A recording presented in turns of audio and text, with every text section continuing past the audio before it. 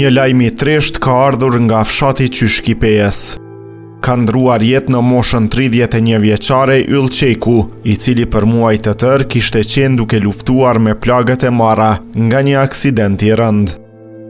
Sipas informacioneve, aksidenti kishte ndodhur në shtator të vitit të kaluar. Që nga ajo kohë, i ndjeri kishte qenë në kujdesin e mjekëve dhe familjarët shpresonin në përmirësimin e gjendjes së tij shëndetësore.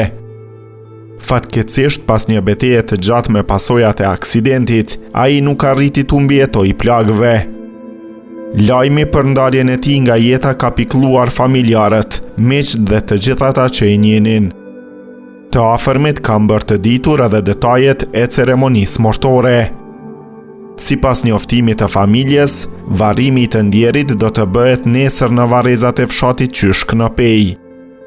Funerali do të niset nga shtëpia e të ndjerit në rrugën Martirët e Qyshkut në orën 14, ku familjar, miq dhe të njohur pritet i japin lamtumirën e fundit.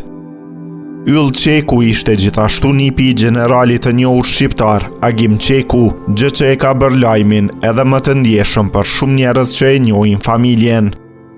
Vdekja e tij e parakoshme ka lënë pas dhimbje të madhe tek familja dhe komuniteti, ndërsa shumë qytetarë kanë shprehur ngushëllimet dhe solidaritetin e tyre për familjen Qeku në këto momente të vështira.